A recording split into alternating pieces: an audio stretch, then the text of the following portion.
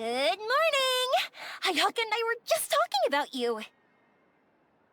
Is Chevra still not joining us today? Probably not. We haven't seen her either. Huh? That's such a pity. Director Farina said that we've only got a few small scenes left before wrapping up the entire thing. She even said that she'll get me into a couple scenes, so everyone will have a chance to shine in front of the camera. We were also planning on having a victory feast once we're all finished filming. You can join us, right? If only Chevros was here. I still haven't taken a photo with her. I'm afraid that can't be helped. Those special patrol folks are like phantoms when they've got a case on their hands. But to be honest, I'm even more concerned by what I read in the Steambird earlier this morning. It said that the killer in the murder case was none other than the author of the 2 Musketeers. Oh yeah, I heard about that too. He came forward and confessed his crimes, but gave no explanation as to why he pulled the trigger. We didn't know about this case at all when we joined the film. Is it going to affect the reception of our work? From a pure publicity standpoint, this will draw a lot more attention to our film. I have to say, though, that no director can be perfectly comfortable with garnering attention through means other than artistic skill. To be fair, I feel like that ship sailed the moment you allowed yourself to be named as the director on our posters. It's not my fault that I'm super popular. What was that saying again? My popularity has, Sunk to an all-time low? spread to the 4 corners of Tibet.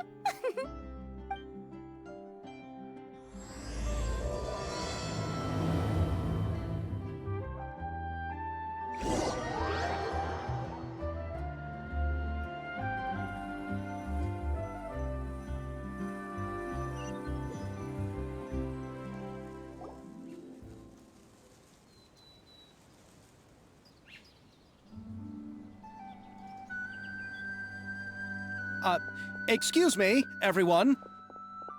Xavier! Feels like it's been ages since we last saw you. I've been talking non-stop with the Film Association, and I'm absolutely swamped trying to coordinate the film's marketing. So forgive me for not being around more often, but please believe me when I say that I will make sure everyone's hard work gets the exposure it deserves. Oh, seems like you've been fighting your own battles. Yes, that's one way to put it. Oh, and before we begin the final round of filming, please allow me to finally introduce you to the original investor of our film, Mr. Morris. A pleasure to meet you all. Yes, glad to make your acquaintance, Mr. Morris. We've heard about the issues you've encountered with your financial situation, and genuinely hope that things have taken a turn for the better. Oh, well, the situation has, indeed improved somewhat. Don't worry, Mr. Morris. Accidents and last-minute challenges happen all the time. There's no need to blame yourself over it. The good news is that we're almost done filming now, and I would even say that this is the best story I've ever seen. Is that so?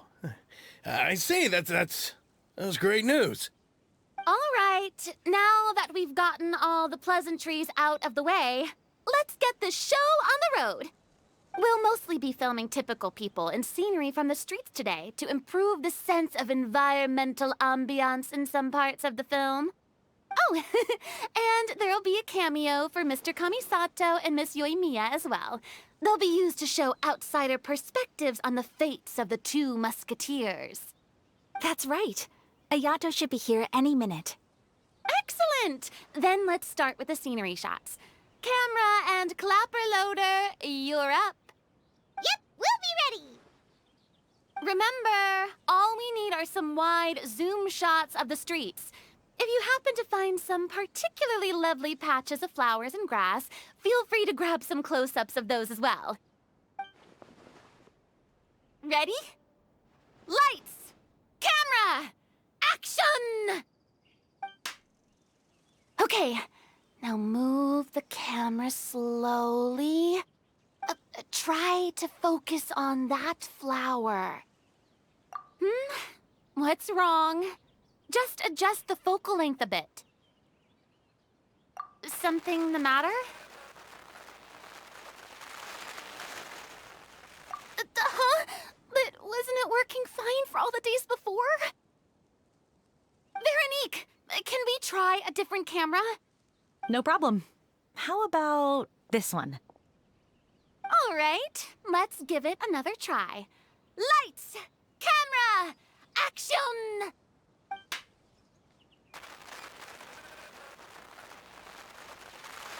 Don't tell me. This one is broken too? Veronique, do we have any other spare ones we can use? I'm afraid we only brought these two today. What? Then go find a workshop to get them repaired right away.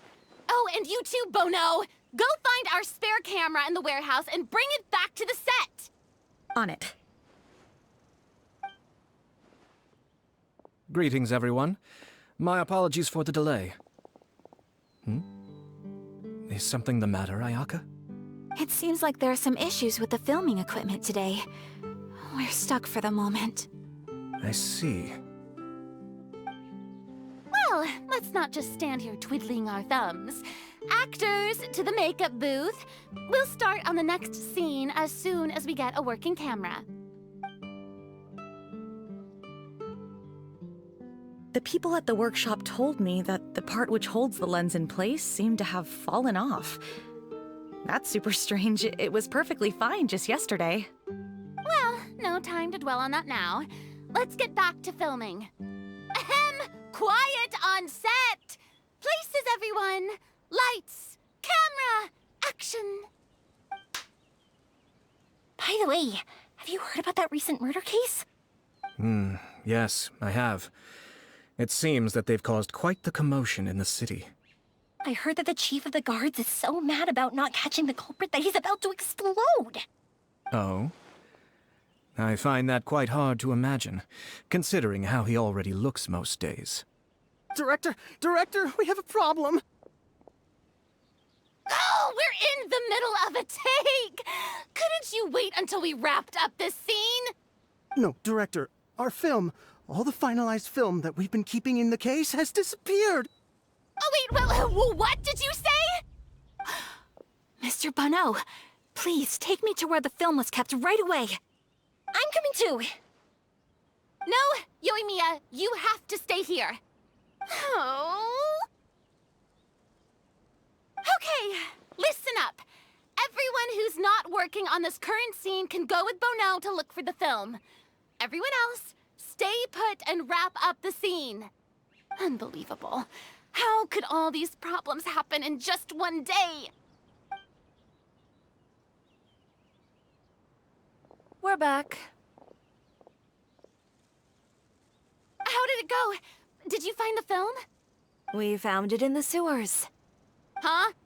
In the sewers? Is the film still okay? We discovered it just in time, so we should still be able to salvage it. The others are checking now to see if we lost any specific scenes.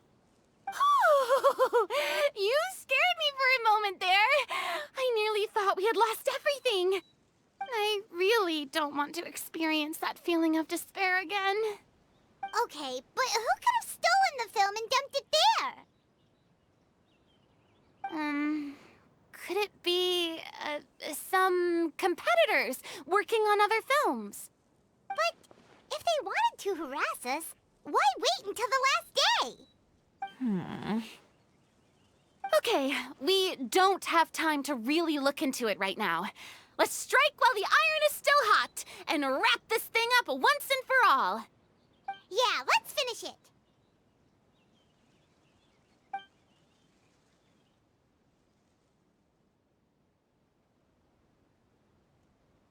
I would like to officially announce that our entry to the festival, The Two Musketeers, has now concluded filming!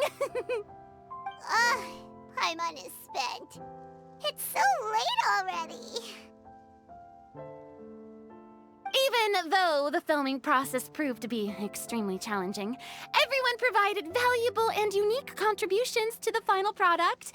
Thank you all for your dedication and support. And just like Director Farina, I would also like to extend my most heartfelt thanks to all of you. Really, you've all helped me so much. All right. Let's save the awards speech for later, and hopefully also get some rehearsals in before the real thing. Anyway, now it's time to party!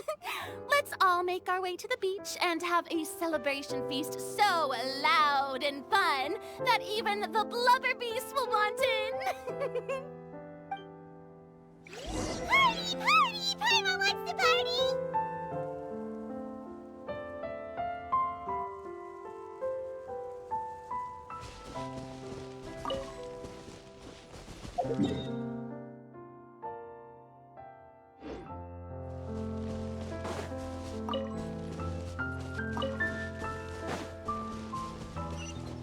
Whoa, this place is hopping. Everyone's finally getting to relax after wrapping up the film. Let's go chat with someone.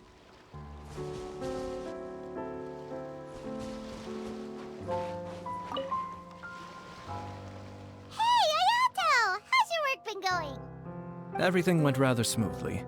Thank you for your concern.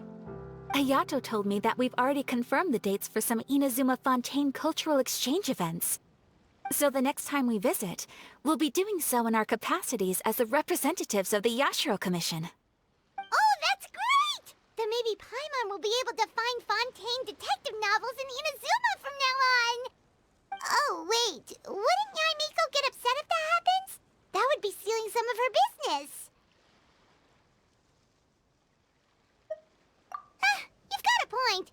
She's always complaining that light novels have become bland and too predictable after all. The cultural exchange won't only feature literatures of both nations, of course. We have also made plans for cross-cultural engagements in the fields of gourmet cuisine, toy making, and artisan craftsmanship. Whoa! Paimon's getting super excited now! When the time comes, be sure to visit and participate in all the events.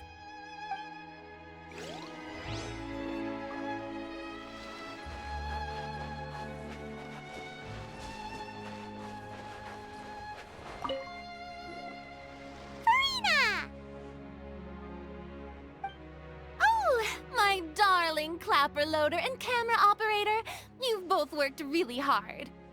Paimon thinks you worked even harder than us. Honestly, Paimon was getting a little tired of playing with the clapperboard by the end of it. Worst of all, Paimon started having dreams of you shouting, "Lights, camera, action!" into Paimon's ears. The actual dream can't even start until you've yelled that. Hey, if anything, shouldn't I be more grand and delightful in your dreams? We've been through so much together, and that's how your brain remembers me? That's not Paimon's fault. We've just used the clapperboard too much lately. Anyway, what's most important is that we've wrapped the film. I'm pretty confident that we'll take first prize. Hey, no need to mention the official name. Wait, now that you mention it, if we did win the prize, would Farina just get a statue of herself? Come on, I don't need that kind of attention. Xavier can accept the reward on our behalf. But just imagine! Farina accepting the Farina Award and holding a Farina statue. I'm going back to my dessert now. You all can keep discussing that on your own.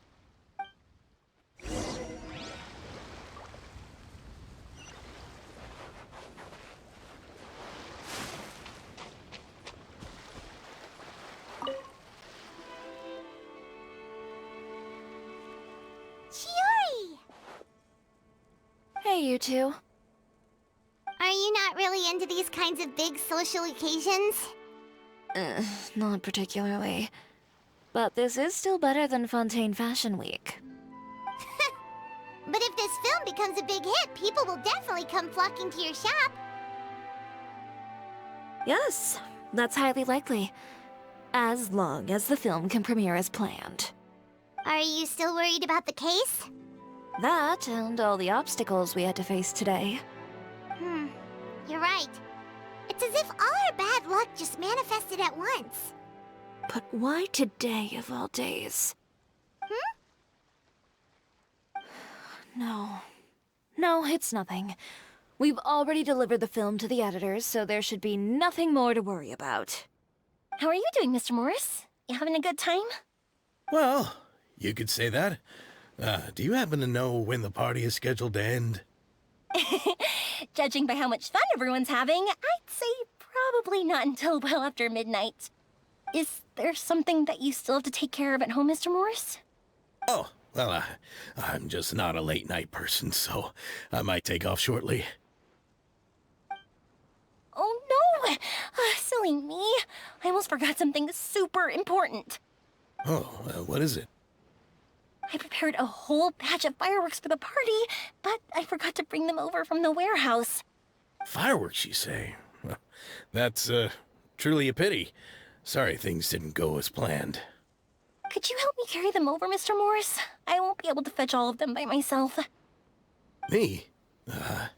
Are you sure that you can't find anyone else? I just wanted to make this a surprise for everyone. The warehouse isn't far from here. We'll be there in no time. Pretty please, Mr. Morris. These are some of the best fireworks I've ever made.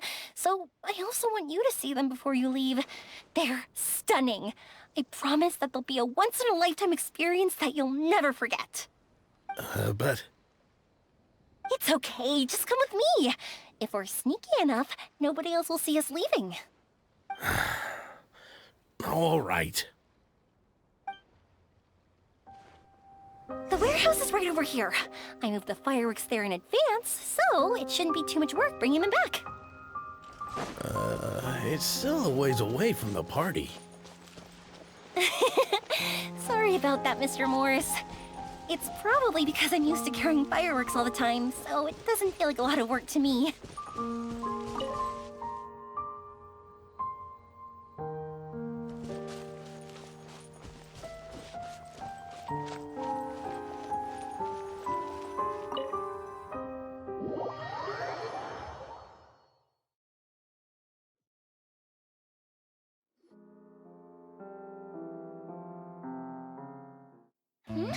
It's dark in here. Wait here, Mr. Morris. I think the light switch should be somewhere over here. Why did I have to get roped into this? What was that?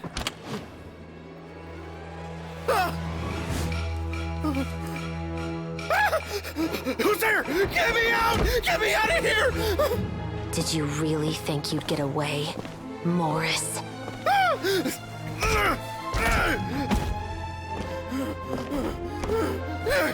You've got the wrong guy. It wasn't me. I'm not the killer. You know, Eliza died a far more heroic death than this. She fought your assassin to the end, to save the children she had hidden beneath the floorboards.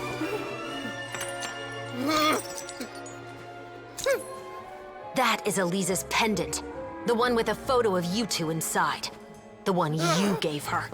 Ring any bells? It's a fake! It has to be! There's no way! No way your assassin didn't destroy it, you mean?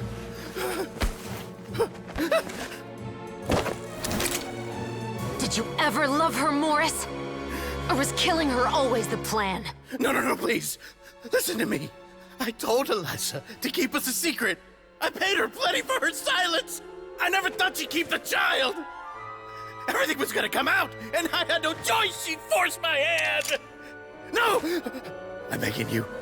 I have money. Just name your price, please. You can keep your Mora, and you can go to hell.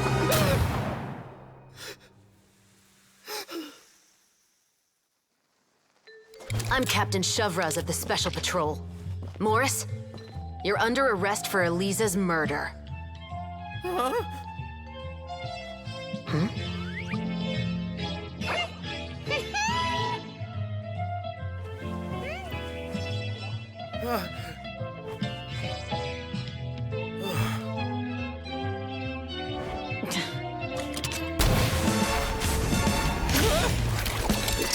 You're under arrest too, prop manager Veronique. Or perhaps I should call you the Second Musketeer.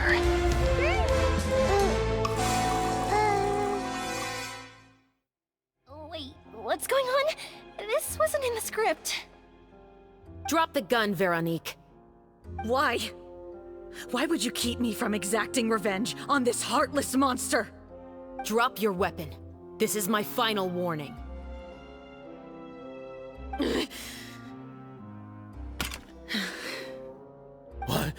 What is going on? Do I have to spell it out for you, Morris? Everything that took place just now was staged to get you to confess the truth.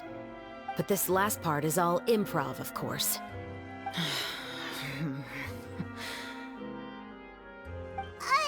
Shivers, you told us you wanted us to help you stage a play. You never said anything about the Second Musketeer. It's because even I had no way to confirm my theory until now. Thank you for your performance, Yoimiya. Could I trouble you to go and bring in the other Special Patrol members? They should be on standby just outside. Oh, and please tell the other cast members not to worry about us. We'll be rejoining them shortly. On it!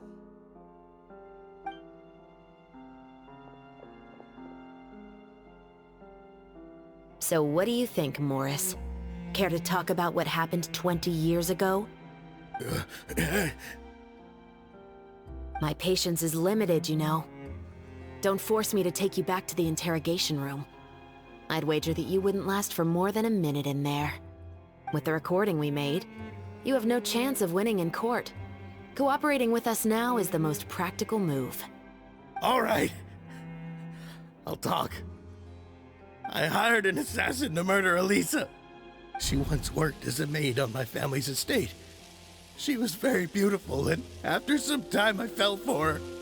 We kept our relationship a secret and carried out an affair for some time, but it wasn't long before she became pregnant. And if my parents ever found out, they would have stripped me of my inheritance and status, driven me out of my home. I also didn't expect Elisa to insist on bringing the pregnancy to term. She even asked me to leave my family and travel far, far away with her. She believed that you were truly in love with her. I didn't have a choice. I gave her a large sum of mora, told her to leave the family and to get rid of the baby.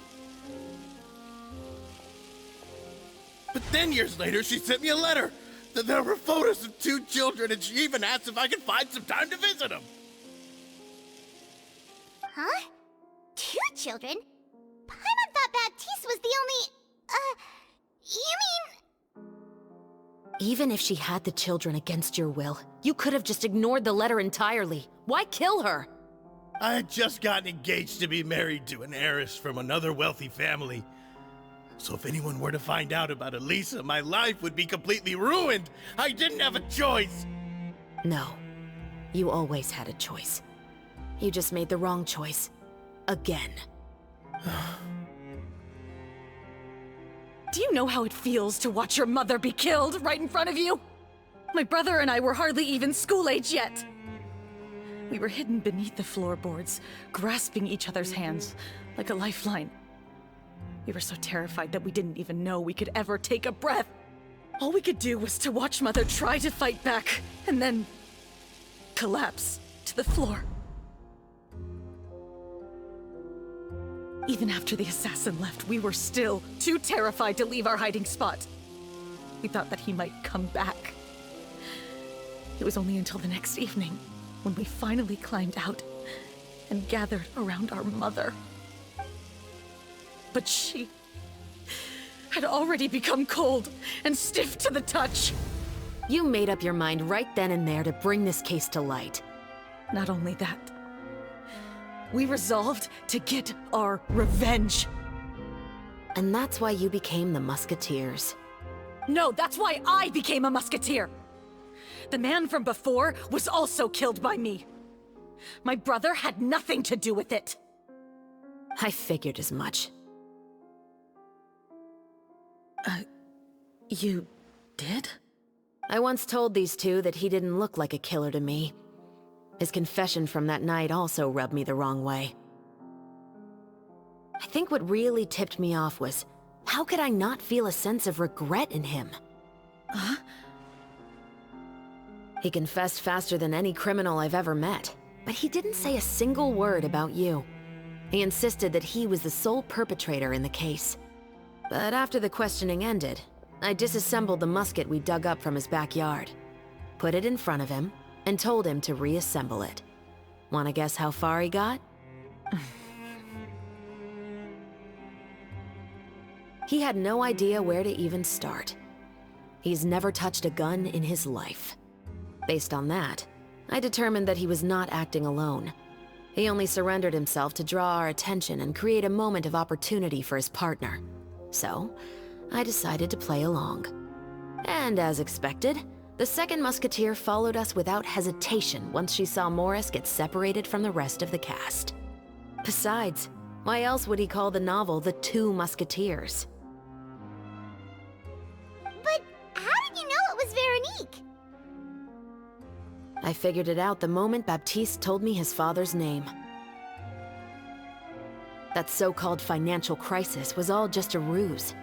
He just wanted to sign up as the investor and then leave the film without any source of funding. After all, he has a vested interest in minimizing the reach of this story. It's really just the same thing as what he did to Eliza all those years ago. Human scum. But then Xavier pulled out all the stops and got the film made against all odds. Morris couldn't have that. With the killer in custody, he figured it was safe to act. And so he came to visit the set today, just as I expected. Wait, so you were behind all those mishaps today?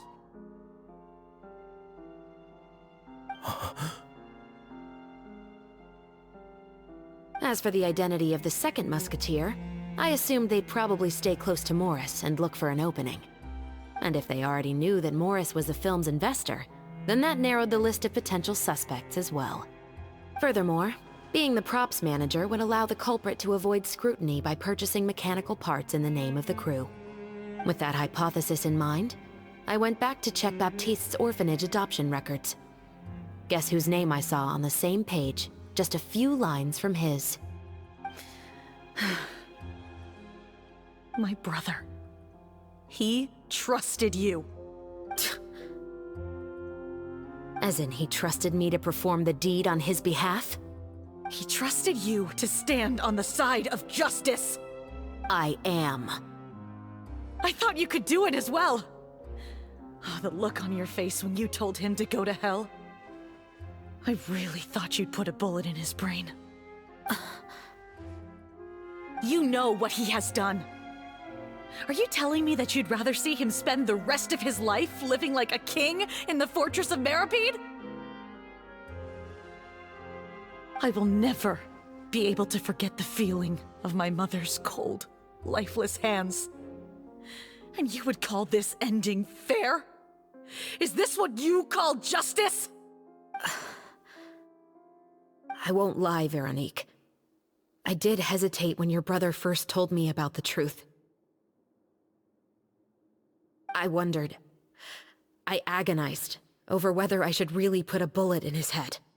So why don't you? Because that should never be how justice is carried out in this world. Perhaps, to you, justice is simply reciprocated. An eye for an eye, and a life for a life. But everyone has their own understanding of justice. If everyone were to pursue their own definition of it, there would be no more order in this world. Today, you'll kill Morris, and tomorrow, his children may come for you. The world cannot render judgments based on a desire for revenge. That will only lead to a cycle of revenge, as well as the destruction of order and civilized society. Fontaine is founded on a set of laws and a standardized code of justice. That is why we are the nation of justice. But with all that said, I will promise you this. Morris will not lead a cushy life in the fortress of Meripede. Chevros, the rest of the special patrol is here. Thank you so much, Yoimiya. Letelier, Terena, please take them away.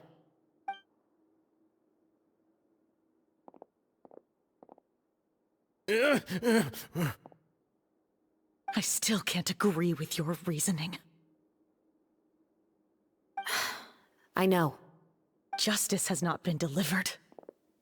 At least, not today.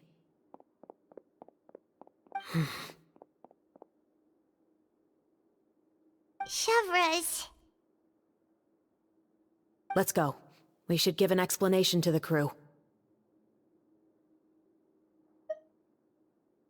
Thank you for your concern. I'm fine.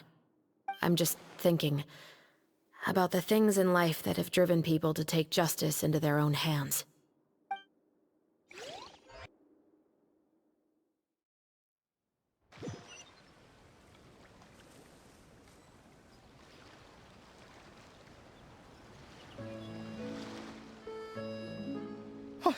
Who would have thought Morris would turn out to be...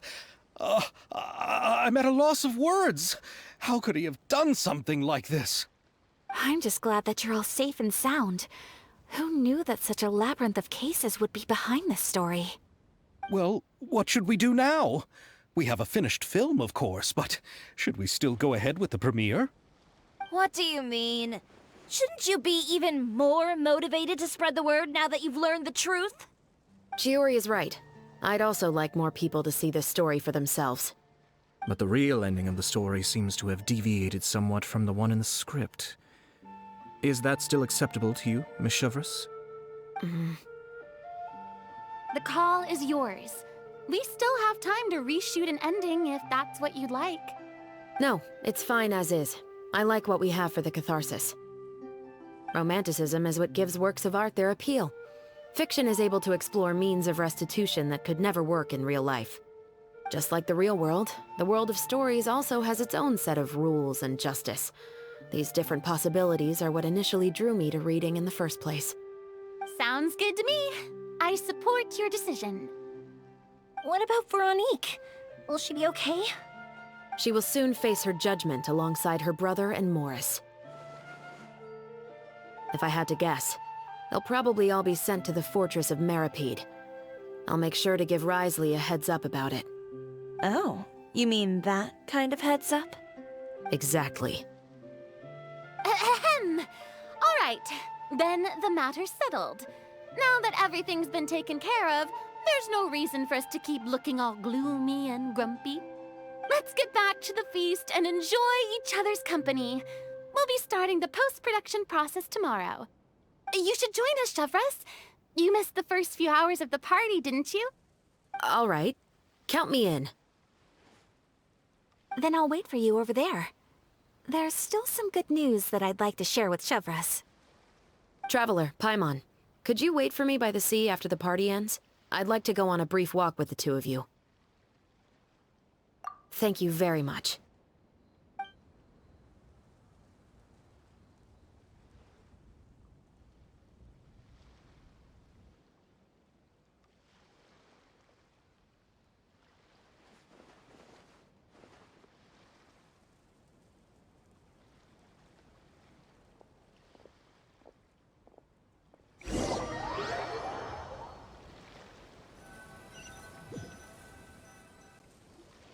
Sorry for the wait. Oh, we weren't waiting long at all. Is there something else you wanted to tell us? No, I don't have anything new to share. I just felt that since you were my investigation partners, I should have another conversation with the two of you.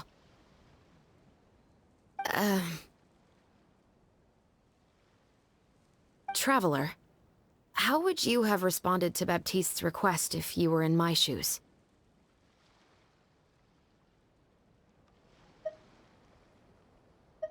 When I was young, my father often took me here to swim. We'd come rain or shine, even when it was freezing cold. He told me that swimming was the best activity to train one's strength of will. You could never give up before reaching the shore, especially when the water was cold. Oh?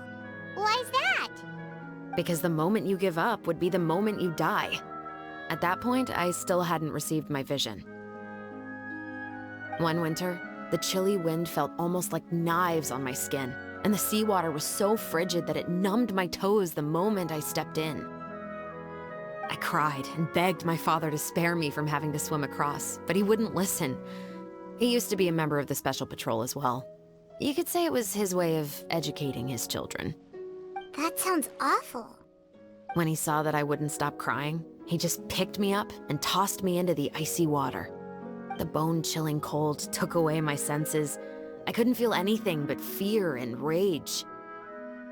I waited for my father to save me, but one look and I knew he'd already started swimming for the opposite shore. I realized that if I were to give up, I really would die right then and there. I used all of my strength to try and catch up to my father. Those few minutes felt longer than my whole life up until that point. I did, however, make it to the other side.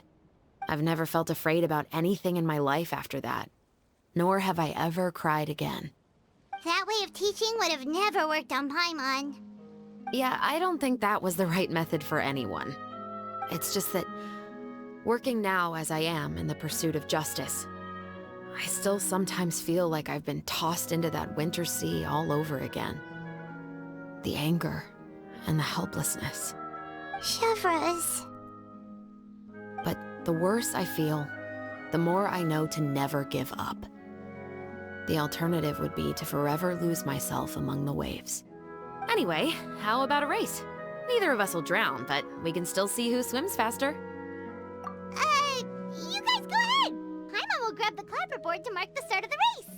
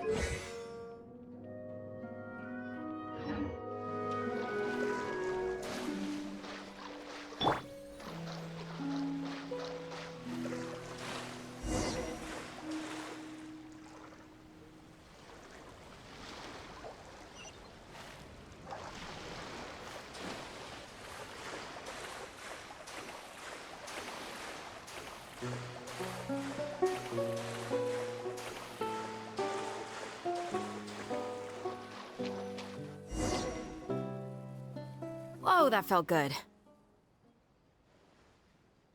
You were so fast in the water, Chevreuse! You were swimming even faster than Paimon can fly! So, about the Special Patrol, did you join because of your dad? Partly, but I'd say I was more inspired by the heroes I read about in stories growing up. Oh, so it's due to your love of stories! Of course, it was only after I joined the Special Patrol that I learned that truth is often stranger than fiction. Come on, let's walk a bit more.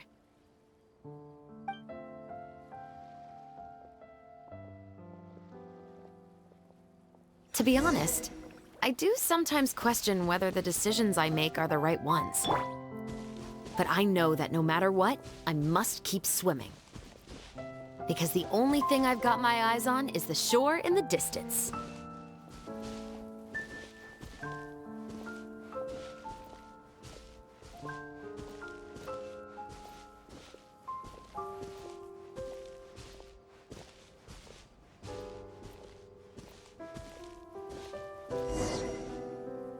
Thank you for coming on this walk with me. I feel a lot better after getting all that off my chest. Huh. We're nearly back at Baptiste's house. Huh. You're right. I didn't realize we were so close. He really did plant a lot of flowers. It's just like how he described it in the story. Huh? Wait. Paimon, Traveler, look! The rainbow roses in the garden. They're in full bloom now.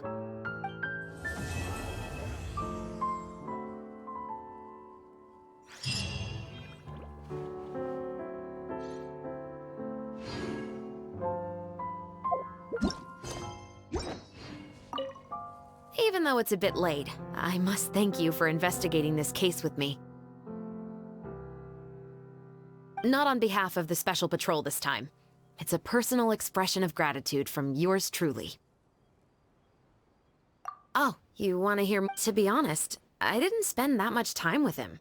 He was always busy with the Special Patrol, so he would often return home really late at night. Some nights, he didn't come home at all. Once, he didn't come home for a long time, maybe a whole week or so. When I went out to buy food, I learned that he had become a criminal, and by extension, that made me a criminal's daughter. But we can talk about that another day. I actually have a lot of sympathy for Veronique and Baptiste. I can understand the hatred they feel for their father. But that doesn't mean I'll allow them to walk the path of evil, even if it might lead to another sense of justice. Films are different from the real world. They're a form of art and represent the wishes in people's hearts. I adore the two Musketeers, and I'm very happy to have had the opportunity to act the role as one. I can't wait to catch the film when it premieres in the Opera House. I'm looking forward to seeing the audience's reaction to the climactic ending. Thank you for looking out for me. I'll see you at the award ceremony. I'd be very surprised if we don't win.